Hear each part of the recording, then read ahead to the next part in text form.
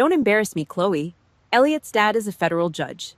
He holds real power, not like those grease-stained enlisted grunts in your cheap Navy ship belly. Right in the middle of the Palm Beach elite, my older sister dragged me in front of her future in-laws, slapping on a commercial smile. Everyone meet my little sister. She does paperwork, like a low-level clerk in the Navy. Boring, but at least the government feeds her. A few mocking chuckles rippled through the room. But directly across from us, Elliot's dad, the powerful federal judge, suddenly froze. The champagne flute in his hand tipped. His eyes went wide with absolute shock. Dead silence hit the room as he suddenly stood at rigid attention, snapped his heels together, and respectfully extended his hand to me. "Ma'am, it is an absolute honor to see you again. Before I tell you exactly how their masks shattered into a million pieces, let me know where you're watching from in the comments. Hit that like button and subscribe if you've ever been trampled by your own family just to feed their ridiculous egos." The mocking chuckles faded into the background noise of clinking crystal glasses and smooth, lifeless jazz. I did not flinch. I just stood there, back straight, shoulders locked, a perfect rigid parade rest right in the middle of a room that smelled like old money, stale arrogance, and cheap intentions. Talia stood next to me, practically suffocating me with a heavy, sweet floral perfume that cost more than a car payment. She wore a tailored silk gown that probably maxed out her third credit card of the year. I wore a gray, shapeless bargain bin dress she threw at my face exactly 2 hours ago. Pinned to my chest was a flimsy white plastic name tag. Chloe Carter, administrative clerk. I did not look at the crowd. I did not care about the rich housewives whispering behind their manicured hands. My eyes snapped to the right, exactly 6 feet away, Raymond and Vivian Carter. My parents. They were standing right there in the open. I watched my father's chest rise and fall beneath his rented tuxedo. He was breathing perfectly fine. His heart rate was not spiking. He heard every single word Talia just spit out. He heard his oldest daughter strip away my rank, my honor, and my 13 years of brutal military service, reducing me to a pathetic punchline just to get a laugh out of a room full of strangers. Did he step in? Did he clear his throat and tell the truth? No. He took a slow sip of his top-shelf bourbon. Then he offered a stiff, awkward nod to the crowd.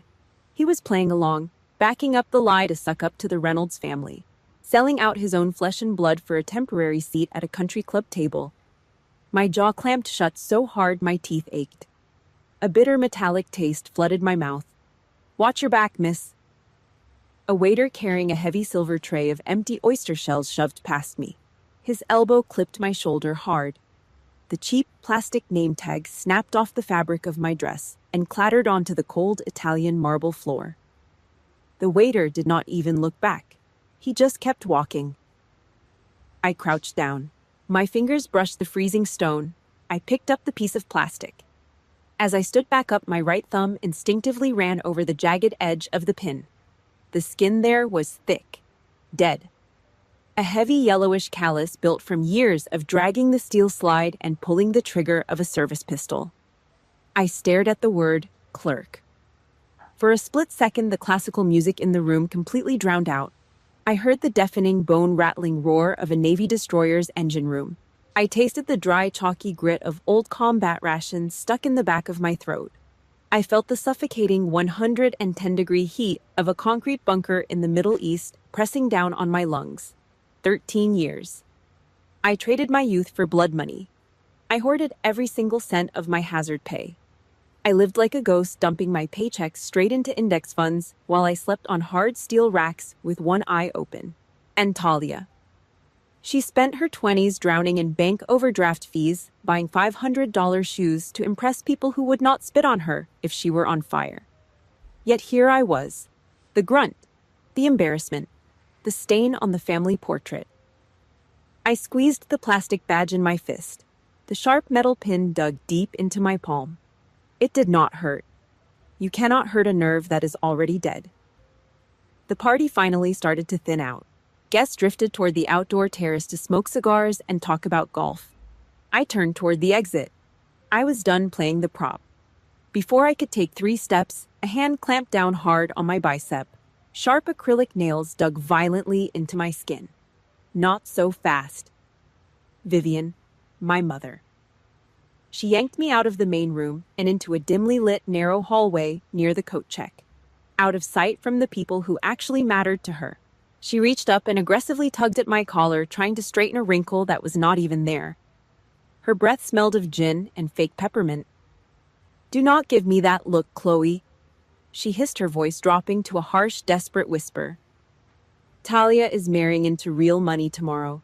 The Reynolds family practically owns half this coast." I stared at her, blank, cold, just analyzing a threat. "You just need to be the backdrop for your sister tonight." She kept going, her eyes darting around the hallway to make sure no one was listening. "It is just a title. It is superficial stuff. Swallow your damn pride and take it. You owe her this." I owe her this. The words hung heavily in the stale air. 13 years of absolute radio silence. 13 years of zero phone calls.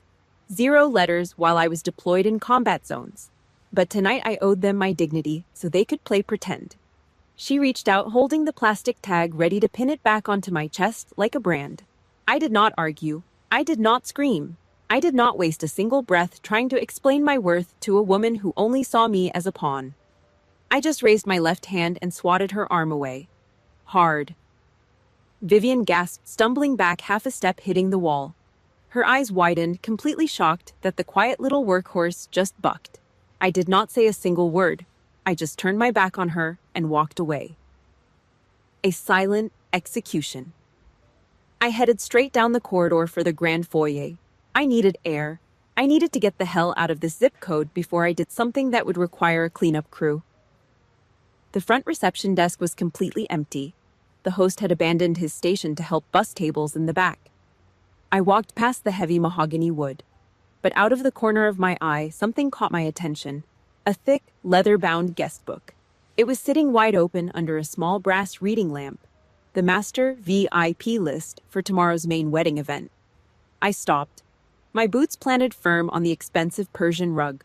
I looked down at the crisp ivory paper, black ink, bold letters, right at the very top of table number 1. Federal Judge Stephen Reynolds. I stared at the name. The ink seemed to burn right through the page. Stephen Reynolds, Miami. 10 years ago, the highly classified military tribunal. The man whose entire career and life I saved with a single stroke of my pen. In my head, a heavy mechanical click echoed loudly in the silence, like the safety lock snapping off a loaded sniper rifle. My parents thought they had me cornered. Talia thought she had buried me alive. They thought they owned the narrative, controlling the board like a cheap game of checkers. I looked up from the book. I stared at my own reflection in the dark glass of the front double doors. I did not cry. I did not break down. A slow, razor-thin smile stretched across my face. It was cold. It was dead. They had no idea who they just invited into their house. They handed me the shovel, and tomorrow they were going to dig their own graves. The name burned on the page. Stephen Reynolds. The safety lock in my brain snapped off. The smooth jazz music, the smell of expensive perfume, the hollow chatter of the Palm Beach Country Club. It all faded into dead static. Suddenly, I was not 32 anymore. I was 19. Breathing the damp, bone-chilling air of Portland, Oregon. 13 years ago. The old house. The dining room floorboard squeaked under a cheap stained rug. The smell of burnt meatloaf, stale beer, and instant mashed potatoes hung heavy in the air. The American middle-class dream on a tight budget. Dad sat at the head of the table. He did not look at me. He looked at Talia. She was 22, blonde, fresh out of an overpriced liberal arts college with a useless degree paid for by a second mortgage. "You have the looks, Tally," Dad said, pointing his fork at her. He chewed with his mouth half open. "You are going to marry well. You belong in high society." Then he shifted his eyes to me. The warmth vanished instantly. He looked at me like I was a bad investment, a rusted-out car taking up space in his driveway. "You," he grunted, swallowing hard. "You are too stiff, too rough around the edges. No charm. Do the military thing. Hide in a cubicle, push paper, collect a safe government check. Just stay out of the way." I did not argue. I kept my back perfectly straight against the hard wooden chair. I cut a piece of dry meat, put it in my mouth, chewed. The food tasted like sawdust. I forced it down, swallowing the massive lump of humiliation blocking my throat. Fast forward a few months. The night I got my O3 promotion, Navy Lieutenant. I spent 2 hours standing in the cramped, humid laundry room. The single overhead bulb buzzed like an angry hornet. The smell of a hot iron and heavy liquid starch filled the air, sticking to the back of my throat. I pressed my service dress white uniform until the creases were sharp enough to draw blood. I put it on. The fabric was heavy, crisp. It meant something. I had survived the screaming, the mud, the tearing down of my muscles. I earned this. I walked into the living room. Mom was slumped on the couch, a plastic cup of cheap boxed wine in her hand. A trashy reality TV show blared on the screen, casting a blue light across her tired face. I stood there, feet shoulder width apart, waiting, just hoping for a nod. A smile, a hand reaching out to touch my shoulder. She squinted, not at my rank pins, not at my face. "Move, Chloe," she snapped. Her voice was raspy from cheap cigarettes. "That white shirt is glaring on the TV screen. It hurts my eyes." She waved her hand dismissively, like I was a stray dog blocking her view. Talia walked in from the kitchen holding a diet soda. She stopped.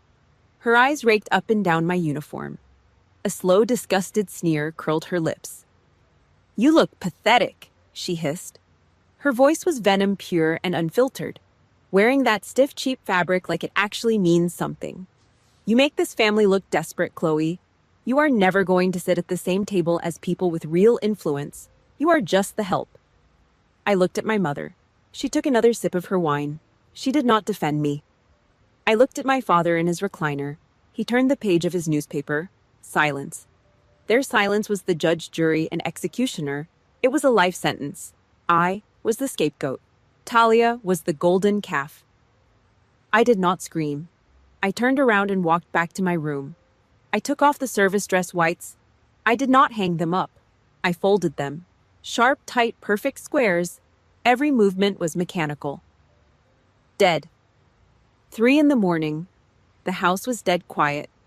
The damp Portland cold seeped through the cracked window, freezing the condensation on the glass. I pulled out a heavy green Marine Corps duffel bag. I shoved the uniform inside, added 3 pairs of socks, 2 shirts, my boots.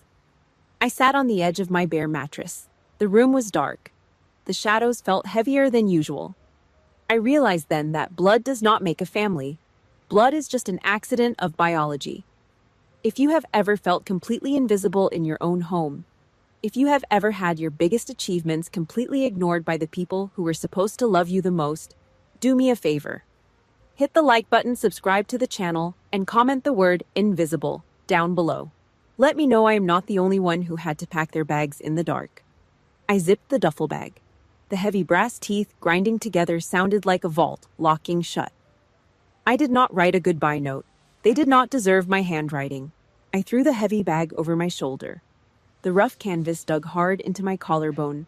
I walked out the front door. The rusty hinges whined slightly, but the house did not wake up. I stepped onto the wet, cracked concrete of the driveway. The gravel crunched under my boots. The freezing air hit my face.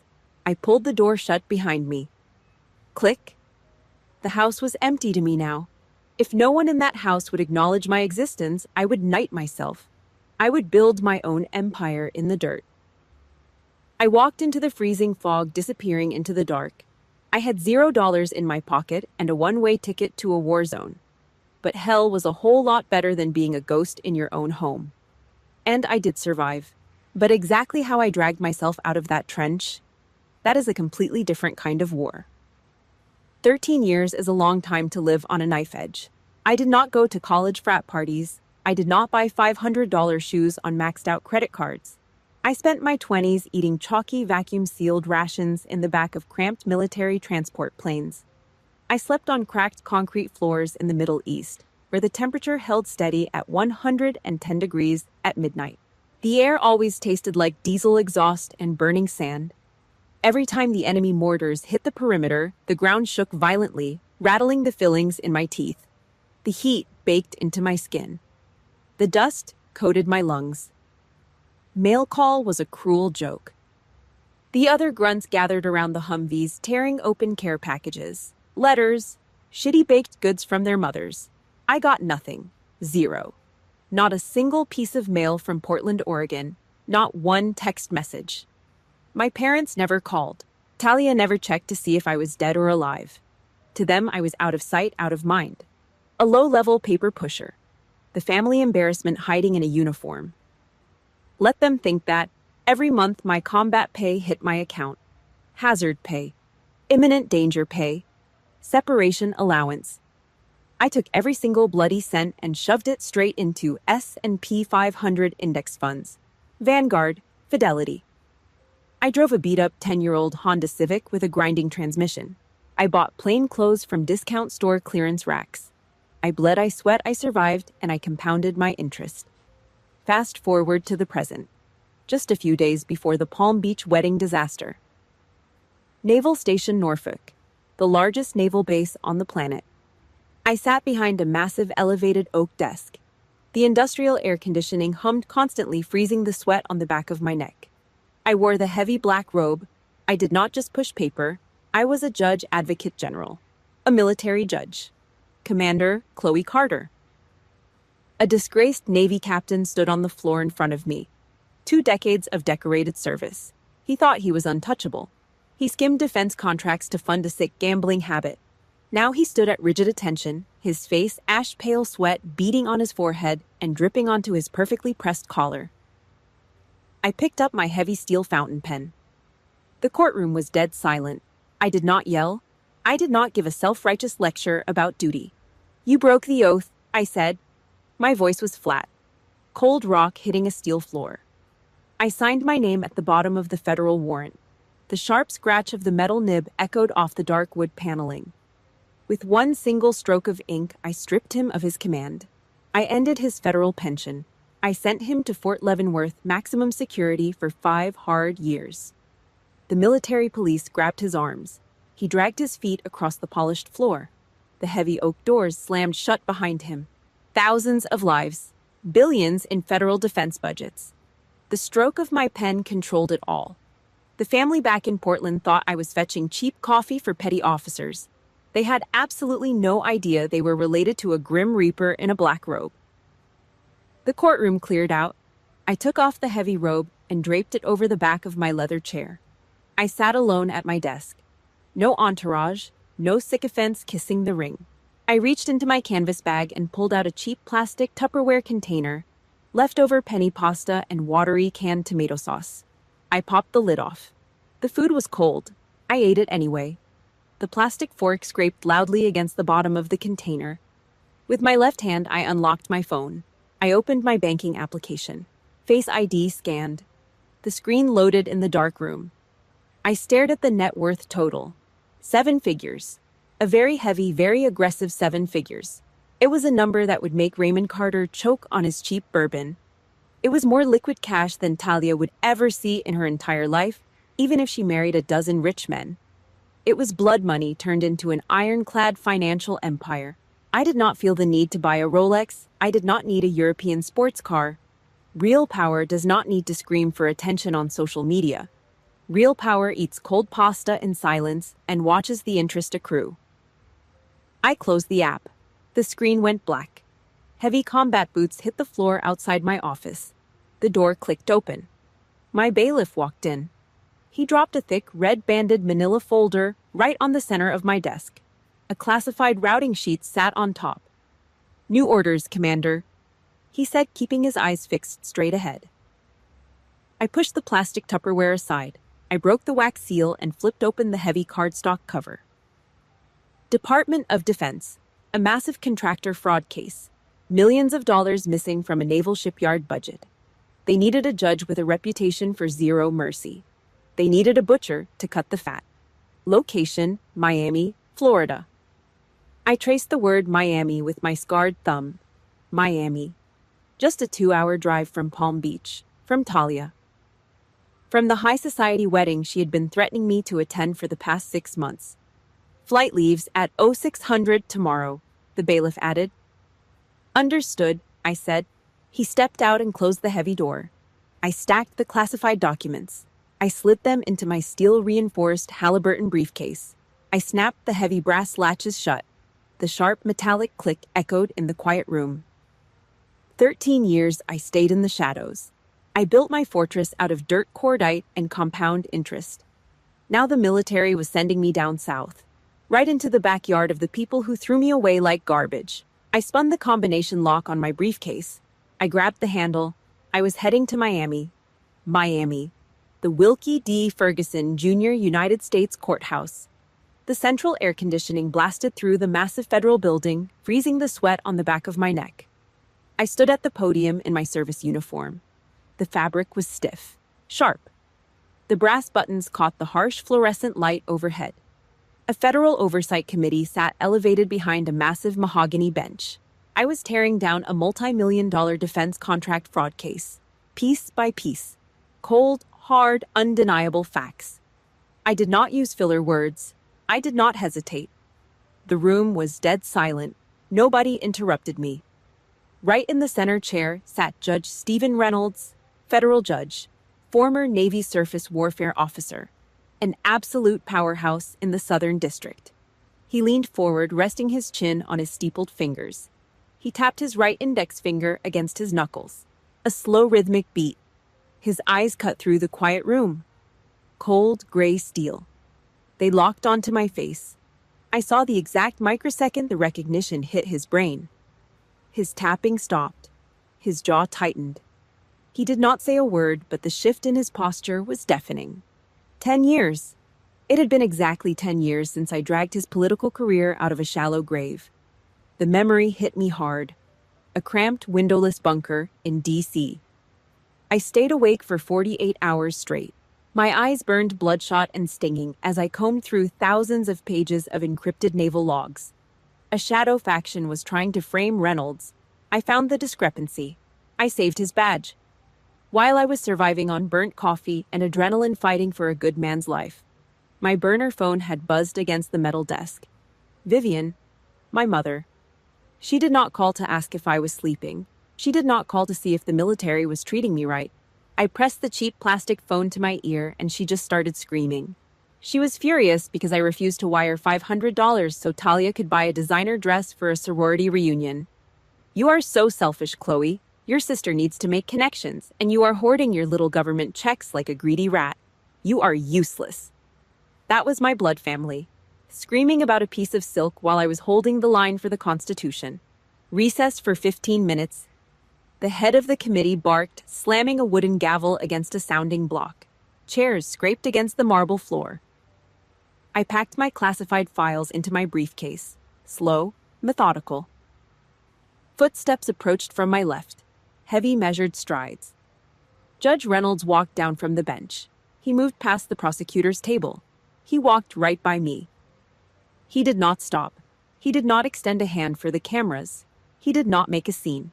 But as his broad shoulder brushed past mine, his voice dropped to a low, gravelly whisper, only loud enough for me to hear. The truth always finds its way, Commander Carter. I did not turn my head. I kept my eyes locked on my briefcase. I just gave a sharp, microscopic nod. That was it. The Lion's Code, no long speeches, no dramatic hugs. Just absolute, unwavering respect from a man who held the power to lock up billionaires. A man who respected me more than the people who shared my last name. I walked out of the courthouse and pushed through the heavy glass doors. The blinding Miami sun slammed into me. The humidity wrapped around my lungs like a wet towel. My encrypted phone vibrated in my pocket. I pulled it out. Admiral Hayes. I hit the green button. Sir. The committee just sent over the preliminary ruling. Hayes barked. His voice sounded like gravel grinding over broken glass, smelling faintly of cheap cigars even through the speaker. You gutted them, Carter. Flawless execution. Just doing the job, Admiral. The job here is done. Take 72 hours of liberty, he ordered. Go deal with your home front. Settle this wedding nonsense. And Carter... Yes, sir. Do not yield an inch to those people. I stood a little straighter on the sun-baked concrete. I never do, sir. The line clicked dead. A father figure. A real one. Someone who actually gave a damn whether I stood strong or crumbled. I walked 3 blocks to the train station. I bought a black bitter coffee from a street cart. I sat alone on a rusted metal bench watching the commuter rail cars idle on the tracks. It was quiet, the kind of quiet you earn. Then my personal phone rang, a shrill, obnoxious ringtone that cut through the heavy air. The screen lit up. Talia. I stared at the glowing letters, a toxic spill creeping back into my clean water. I swiped accept and pressed the phone to my ear. I did not say hello. You better be on your way, Talia snapped immediately. No greeting, just demands.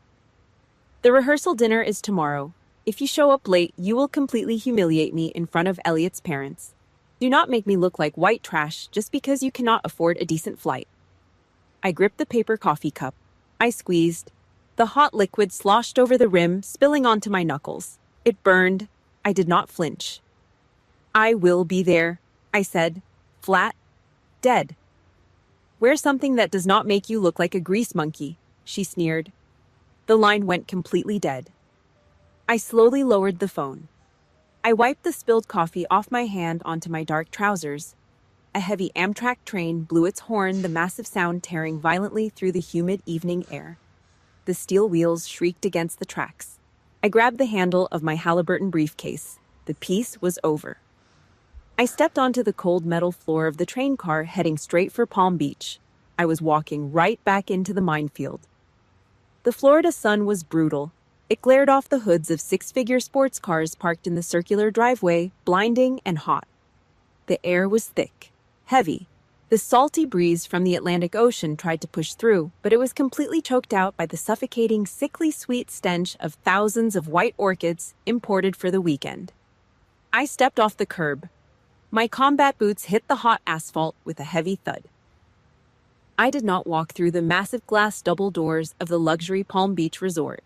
I was not allowed to. Talia stood waiting for me by the side entrance, the service door, right next to the industrial kitchen exhaust fans blowing hot grease and bleach water into the alley. She wore oversized designer sunglasses and a silk blouse that cost more than a standard military paycheck.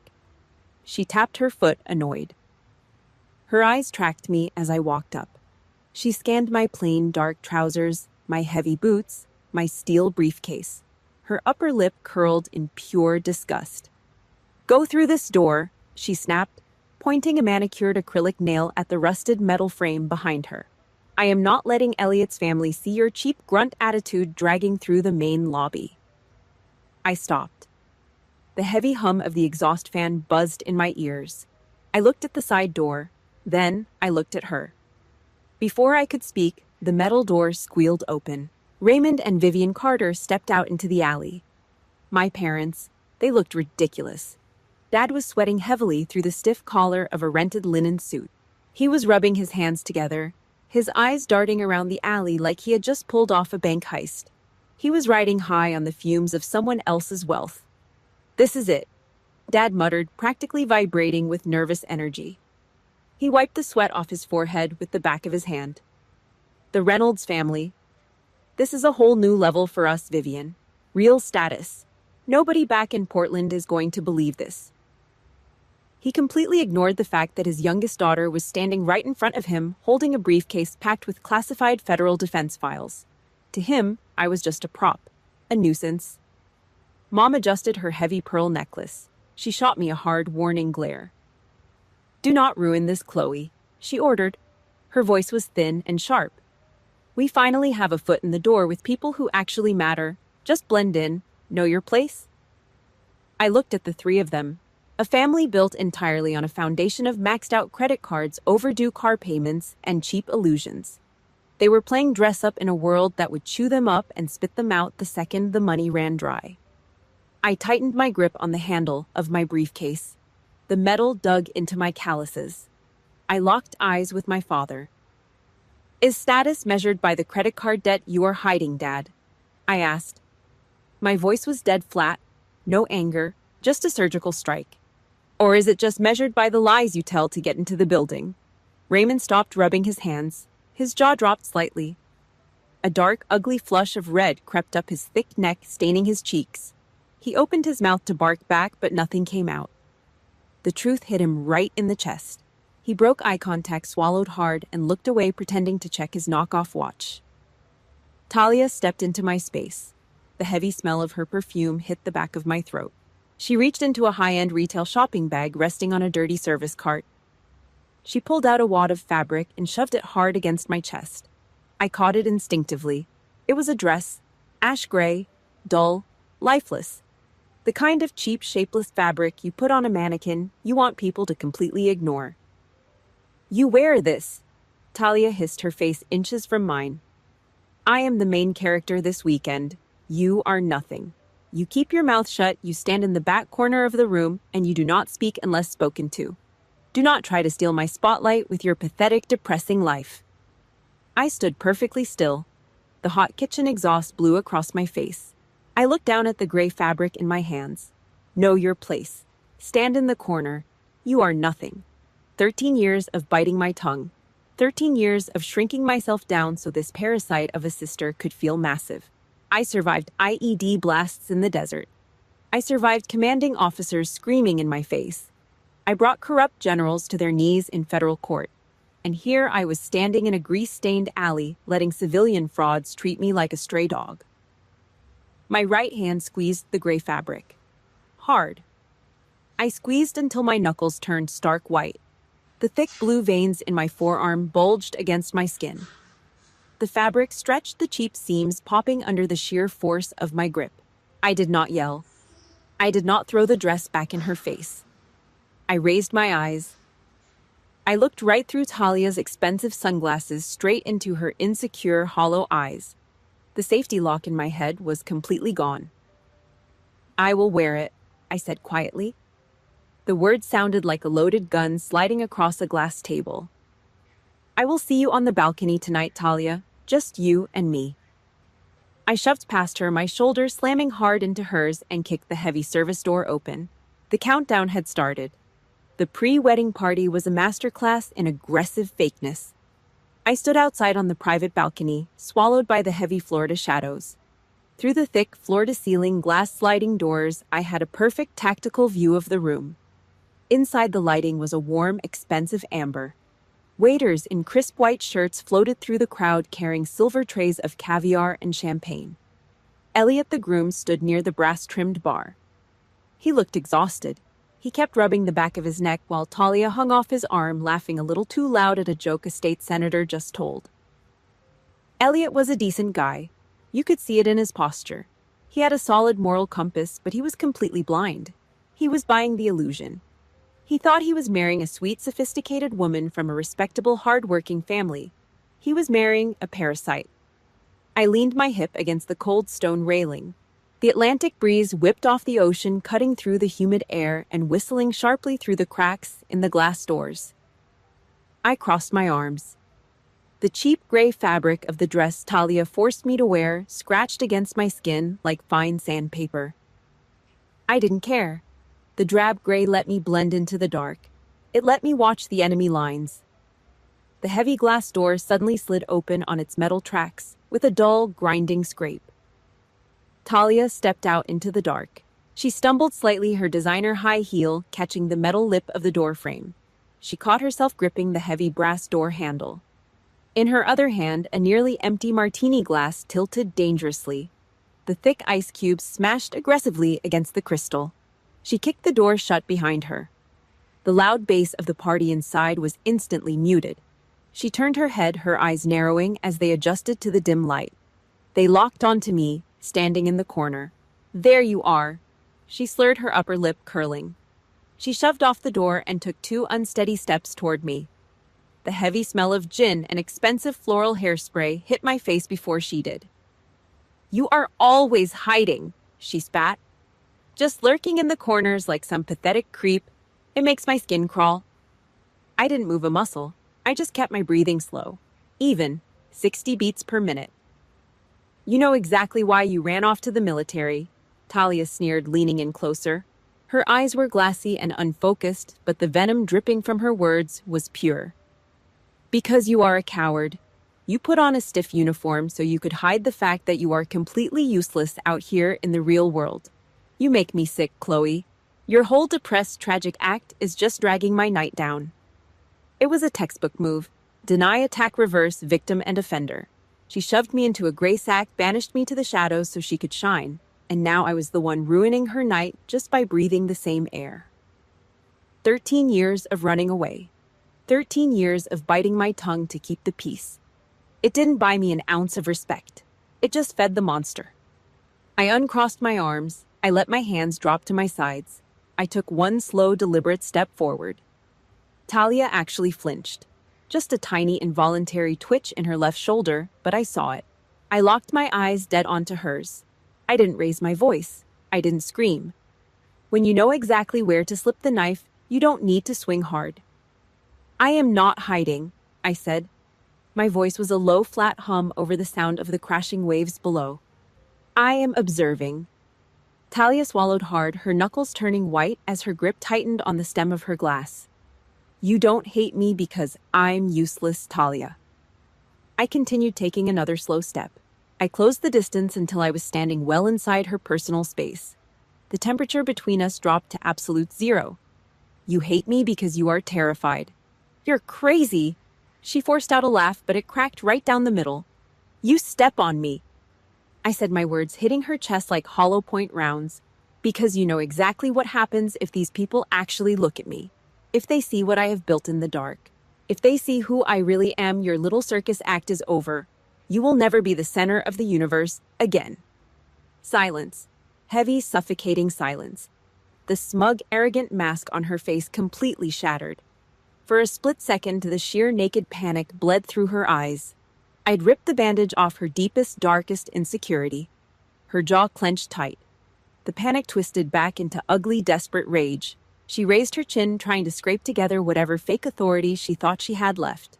Tomorrow is my wedding, she hissed through her teeth. You better watch your back. You pull one stunt, you step out of line for 1 second, and I will destroy you. She spun around on her heel, nearly twisting her ankle on the concrete, and wrenched the sliding glass door open. She stormed back into the bright, loud room, leaving the door cracked behind her.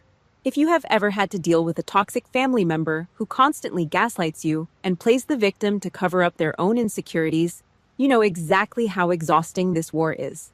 Do me a favor right now. Hit that like button, subscribe to the channel, and comment the word "enough" down below. Let me know I am not the only one fighting this battle. I stood alone on the dark balcony. The wind picked up, whipping my hair across my face. I reached out and gripped the rough stone of the railing. I looked down at the tactical digital watch strapped to my wrist. 12 hours. The fuse was lit. The retreat was officially over. The hotel room was dead quiet. 6 in the morning. The only sound was the harsh hiss of hot steam spitting out of a cheap plastic iron. I stood over the ironing board. I pressed the heavy metal down on the drab gray dress Talia had thrown at me. Back and forth. Slow, deliberate strokes. I ironed exact razor-sharp creases into the cheap synthetic fabric. Muscle memory. The exact same way I prepped my combat uniform before a federal tribunal. The fabric smelled like burnt chemicals and cheap dye. I did not care. It was just armor. My encrypted phone sat flat on the edge of the board. The screen was illuminated in the dark room. I stared at the digital copy of the master guest list I had pulled from the hotel server. One name, printed in bold. Federal Judge Stephen Reynolds. I did not need a physical weapon tonight. I did not need to plan a screaming match in the middle of a ballroom. I did not need to raise my voice to defend my own honor. The detonator was walking through the front door at exactly 7 o'clock tonight.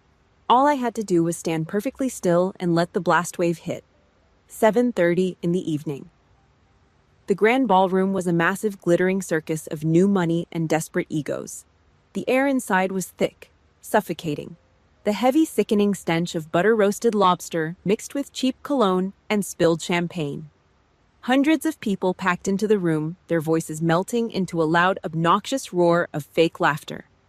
The sharp clinking of silver forks scraping against expensive porcelain plates echoed off the high ceilings.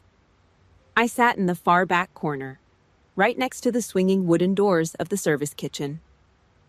Waiters bumped my chair every time they rushed past with heavy trays of dirty dishes. I did not move. My combat boots were planted flat on the floor beneath the hem of the gray dress. My spine was locked at a perfect 90-degree angle against the hard wooden chair. Shoulders squared, chin parallel to the ground, eyes scanning the perimeter.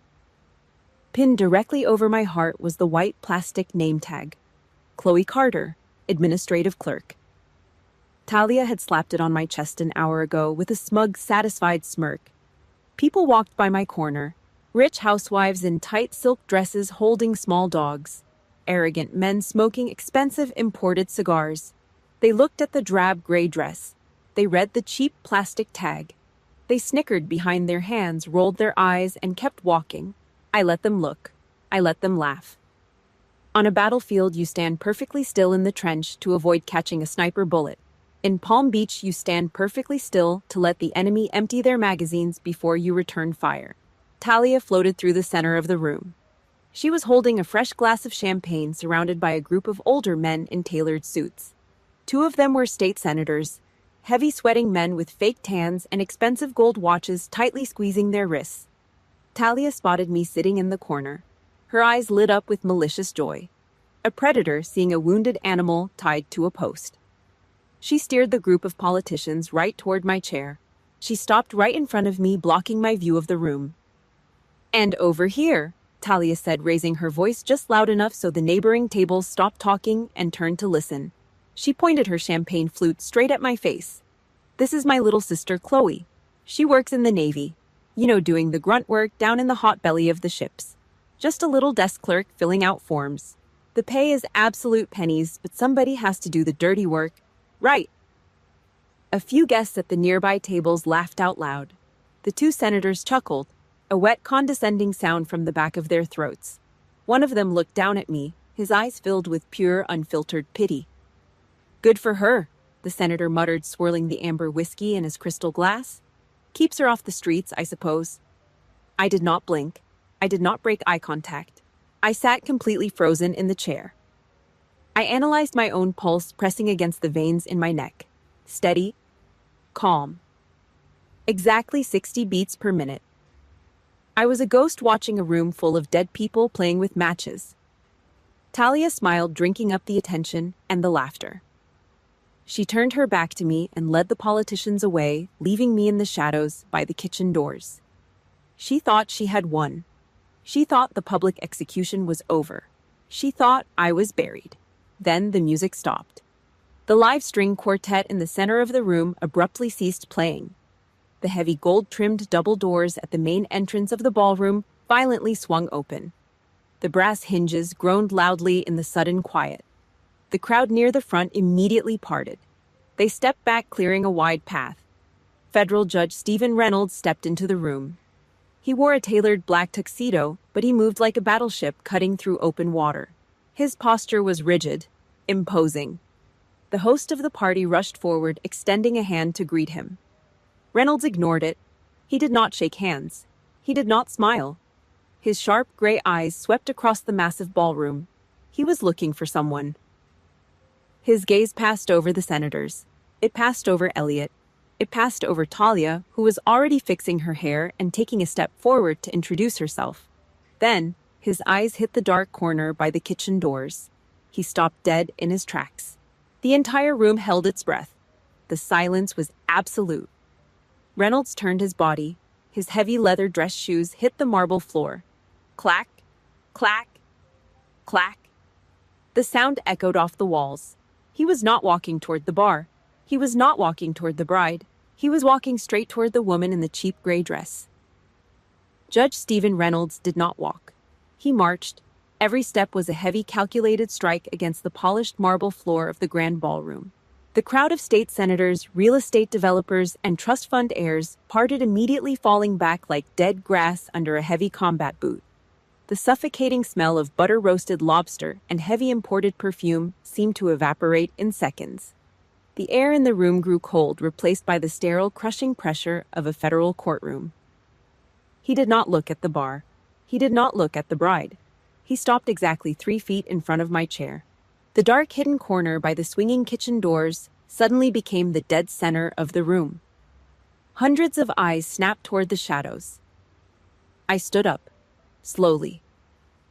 I locked my knees. I kept my back perfectly straight. I looked past the cheap, shapeless gray fabric covering my chest. I looked past the white plastic badge that said Administrative Clerk. Reynolds did not look at the badge. He did not look at the ridiculous dress. He looked directly into my eyes. His jaw tightened. He snapped his heels together. The loud, sharp crack of leather hitting leather echoed violently off the high, gold-trimmed ceiling. He raised his right hand flat and tight, cutting a sharp angle to his brow. A perfect textbook military salute, right in the middle of a Palm Beach country club. The string quartet in the center of the ballroom completely stopped playing.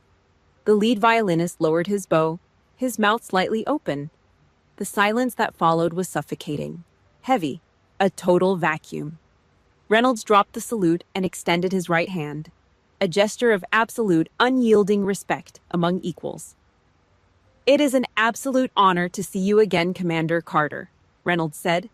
His voice was not loud, but it carried the heavy, undeniable weight of federal authority. It cut through the silent room like a combat blade. I reached out. I gripped his hand. Firm, dry. The thick calluses on my thumb scraped against his palm. "The honor is mine, your honor," I said. My voice was completely flat. No gloating, no smile. Just two soldiers acknowledging the blood left in the dirt. Crash! The sudden sound of shattering crystal ripped through the dead silence. 10 feet away, Talia stood completely frozen. Her mouth was slightly open. The stem of her expensive champagne flute had slipped right through her manicured fingers. The heavy crystal shattered violently against the hard marble floor. Bright amber liquid splashed across the toes of her $500 heels and soaked deep into the edge of a priceless Persian rug. She did not even blink. Her eyes darted frantically between Reynolds and me. Her brain was misfiring desperately, trying to compute the impossible data standing right in front of her. The narcissistic collapse was happening in real time. Her carefully constructed reality was breaking apart piece by piece. "You," Talia stammered. Her voice cracked, sounding small and pathetic. She took a clumsy, uneven step forward. "You must be joking. You have the wrong person, Judge Reynolds. She is just a clerk. She does paperwork. She is nobody." Reynolds slowly turned his head. He looked at Talia. He did not see a blushing bride. He saw a civilian nuisance. His gray eyes turned to absolute ice. "I do not joke about military honor, young lady," Reynolds said. The words ground together like heavy granite stones. "And I certainly do not joke about the woman who single-handedly brought down a corrupt command to save the integrity of this country." He took a half step toward Talia. The sheer overwhelming force of his presence pushed her back. "She is not a clerk." Reynolds continued, his voice echoing in the dead quiet. "She is a judge advocate general, a supreme military judge. She holds the power to strip generals of their freedom. She is a sworn defender of the Constitution." Reynolds paused, letting the heavy silence choke her. "You should mind your tone when you speak to a superior officer." In the background, I heard a sharp, ragged gasp. I looked over the heads of the crowd. Raymond and Vivian Carter, my parents. Dad was gripping the edge of a high cocktail table so hard his knuckles were stark white. His face was the color of wet ash. The smug, self-satisfied grin he had worn all night was completely erased. Mom was trembling, her hand covering her mouth, her eyes wide with sheer terror. They were staring at me like I was a heavily armed stranger who had just kicked down their front door. They traded me for cheap country club points, and they just realized they sold out a king. Talia could not handle it. The severe public humiliation. The complete destruction of her false narrative. The entire room full of state senators and elites staring at her like she was a delusional, lying fool. Her face twisted into an ugly, desperate mask of rage. She lost total control. She pointed a shaking acrylic nail straight at my face. "You lied to me," Talia screamed. The sound was shrill, echoing horribly off the crystal chandeliers. "You did this on purpose. You hid this just to ruin my weekend. You wanted to humiliate me." She was completely unhinged. The mask was gone. The monster was out in the open. I let go of the judge's hand. I stepped forward. 1 heavy step. 2. I closed the distance until my shadow fell completely over her trembling frame. I looked down at her. The cheap plastic name tag she forced me to wear was still pinned to my chest. It felt like a medal of absolute victory. I did not yell. I did not need to. I spoke in a low, dead whisper that carried straight into her throat, loud enough for the entire front row of guests to hear. I did not lie, I said. The words were heavy, cold iron hitting a concrete floor. You just never asked. 13 years, Talia. 13 years, and not a single one of you ever asked me a single question. Her eyes widened in absolute horror as the truth finally buried her. I turned my back to her, leaving her standing in the puddle of broken glass. The air in the ballroom turned toxic, heavy. It tasted like sour wine, cheap hairspray, and raw panic. Elliot stared at the woman he was supposed to marry in 12 hours. The warm, expensive amber lighting caught the cold sweat breaking out on his forehead. He looked physically ill, like he had just swallowed ground glass. He did not yell. He did not throw his hands up. He just looked completely hollowed out, staring at the monster hiding inside the silk gown. You used your own blood as a prop, Elliot said. His voice was steady, but it shook the foundation of the room. You dragged her through the dirt just to make yourself look taller. Talia scrambled on the wet marble floor. The spilled champagne soaked into her designer dress, staining it dark yellow. She reached out her acrylic nails, clawing at his pant leg. Elliot, wait. She set me up, she is crazy.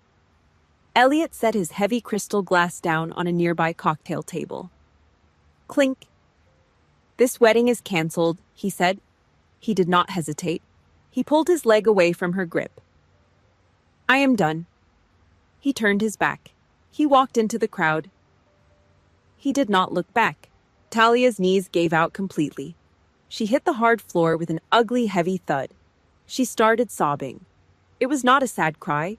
It was a loud, shrill, desperate shriek, the sound of a parasite that just lost its host. The narcissistic collapse was absolute. Nobody rushed to help her up. The state senators, the wealthy developers, the high society housewives, they all just backed away, disgusted, treating her like a contagious disease. Then came the shuffling of shoes, a desperate dragging sound against the polished stone floor. Vivian pushed her way to the front. My mother. Her expensive foundation was smeared under her eyes. She smelled like heavy gin and sheer terror. She reached her hands out toward me. Her fingers were trembling violently. Chloe, she whimpered. Her voice was a wet, jagged whisper. She tried to grab my arm. Chloe, if you had just told us the truth, we could have been so proud of you. I looked down at her shaking hands. Proud. The words scraped against my eardrums like rusted metal on concrete. It was the ultimate insult. A final, unforgivable betrayal. I did not step back. I swung my left arm up and slapped her hands away. It was a sharp, violent smack that echoed over Talia's crying. Vivian gasped, pulling her hands to her chest like she had just touched a burning stove. You are not proud of me, I said. The words were dead. Cold, a surgical strike to the chest. You are proud of a rank. You are proud of a title you can brag about at your pathetic country club dinners. You never gave a damn about the blood it took to earn it. Raymond stepped up next to her. His face was flushed deep red. The thick veins in his neck bulged against his tight rented collar. He pointed a thick finger at me. Now you listen here, Chloe. You do not speak to your mother. You will shut your mouth. Judge Reynolds did not shout. He just dropped the words like a 1,000-pound concrete slab. Raymond choked on his own breath. He took a fast, clumsy step backward, completely terrified of the man standing beside me. You do not get to claim her victories today, Reynolds said. His gray eyes drilled a hole straight through my father's skull. You left her to sleep in the dirt. You treated a decorated federal officer like garbage. You people sicken me. Raymond opened his mouth, but no sound came out. He looked down at the floor, the ultimate coward completely stripped of his fake armor. The psychological slaughter was over. The room was a graveyard of their own making. I looked at the three of them. I did not feel angry anymore. I did not feel sad. I just felt completely, totally empty. It was a clean, sterile void. The infection was finally burned out. I turned my body to face the judge. I locked my spine. I snapped my heavy boots together. The sharp crack of leather cut through the room, silencing the remaining whispers. "This area is no longer secure, Your Honor," I said. My voice was strictly operational, flat and professional. "Permission to withdraw." Reynolds looked at me. The hard iron lines around his mouth softened for a fraction of a second. He gave a single, slow nod. "Granted, Commander," he said softly. "Dismissed." I executed a sharp about-face. I faced the crowd. They parted instantly. Hundreds of high society elites scrambled backward, knocking into tables and chairs to get out of my path. They looked at me like I was carrying a live grenade. I walked down the center of the massive ballroom. I did not look back at Talia, crying in the broken glass. I did not look at my parents standing in the smoking wreckage of their fake empire. I kept my eyes locked straight ahead. I pushed the heavy brass handles of the front doors. They swung open, hitting the outside walls with a loud thud. I stepped out into the dark. The thick, salty air of the Atlantic Ocean hit my face. It was rough. It smelled like brine and heavy rain. I stopped by a heavy iron trash can near the valet stand. I reached up to my chest. I unpinned the cheap white plastic tag from the gray dress. I held it over the dark opening. I let it go. It hit the bottom of the empty metal bin with a hollow rattle. I turned toward the dark street, swallowed by the roar of the ocean waves, and never looked back. 1 week later. Naval Station, Norfolk. The rain came down in thick, heavy sheets. It slammed violently against the reinforced glass of my office window, blurring the massive gray warships docked in the harbor. The room smelled like damp wool, black ink, and cheap brass polish. I sat behind a massive oak desk. My spine was perfectly straight. My uniform was pressed flat. Everything in the room had a purpose. Everything was in its exact place. The heavy wooden door clicked open. Talia stood in the doorway. She was completely unrecognizable. The designer silk and the arrogant smirk were gone. She wore a cheap soaked raincoat. Her blonde hair hung in wet, heavy clumps across her face. Her expensive mascara was smeared down her cheeks, sinking into the deep lines around her mouth. She looked exactly like what she was. Empty. Defeated.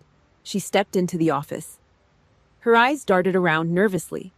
She looked at the heavy brass plaques bolted to the wall.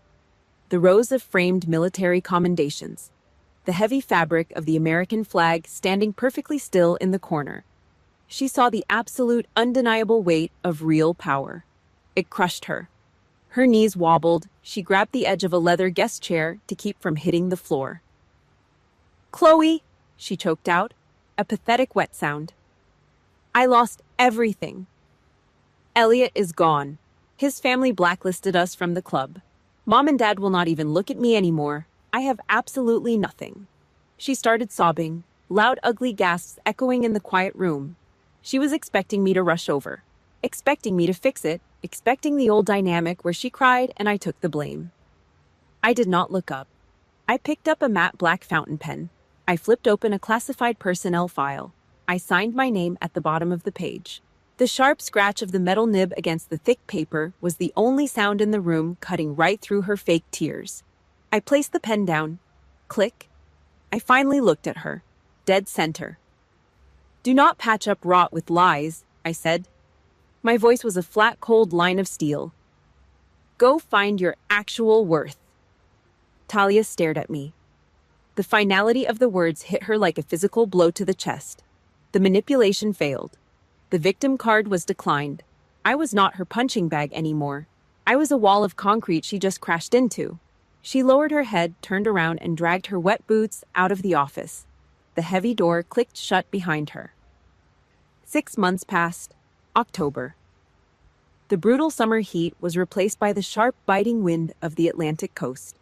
I sat at my kitchen counter, running a heavy whetstone over the steel blade of my combat knife. Shh, shh. Slow, measured strokes. The house was dead quiet. My phone buzzed against the granite counter. The vibration rattled loudly. Incoming call, Vivian Carter. I wiped the blade clean with an oily rag. I tapped the speaker button. "Chloe." My mother's voice chirped through the speaker. It was loud, too loud. A forced, desperate kind of bright. In the background, I heard the faint clinking of ice in crystal glasses, the low murmur of polite, wealthy conversation. The country club. I am busy, I said. Oh, it will just take a second. She rushed out, her voice pitching up specifically for the audience sitting around her. I'm sitting here with the girls from the golf committee. We just saw the Navy Times article about your promotion to the Pentagon. Sweetheart, I just had to call and tell everyone how incredibly proud we are of you.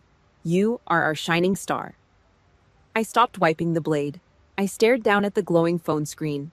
13 years. I bled in the sand. I sat alone in dark rooms. I fought federal corruption. I earned every single stripe on my shoulder. Never a single phone call. Not one. Now she needed a trophy to show off to a bunch of bored housewives with fake tans. I leaned down over the speaker. Call me back, I said, my voice dropping an octave cold enough to freeze the ice in her glass. When your pride does not need an audience of strangers to exist. I reached out and hit the red button. Beep. The connection died. The boundary was set. A permanent wall of solid iron. My screen lit up again. A text message. Elliot, thank you. 2 words. An acknowledgement that I saved him from stepping on a landmine. I stared at the screen for 2 seconds. I did not type a reply. I did not send a polite emoji. I swiped left. Delete. I walked over to the kitchen window. I held a thick ceramic mug of black coffee. No sugar, no milk, just bitter boiling heat. I took a slow drink, letting it burn the back of my throat. Outside, the autumn wind whipped violently across the naval yard. The heavy fabric of the American flag snapped against the tall steel pole. A sharp, aggressive sound cutting through the morning air. Down below on the wet asphalt, a fresh platoon of recruits marched past. Their heavy boots slammed into the ground in perfect unison. A solid, unstoppable machine. A drill instructor marched alongside them, his voice raw and booming, echoing off the concrete barracks. 1, 2, 3, 4. The rhythm vibrated against the glass. It vibrated deep in my chest. For 13 years, I crouched in a dark, suffocating bunker, waiting for the artillery shells of my own family to stop dropping. I hid in the shadows just to keep them comfortable. Not anymore. I took another slow sip of the black coffee. I looked out over the massive gray hulls of the warships docked in the harbor. I owned the high ground now. The war was officially over. The absolute deafening silence in my mind was the sound of true victory. I set the mug down. If you enjoyed this story, please hit the like button, leave a comment below, and subscribe to the channel. Thank you for listening, and I will see you in the next one.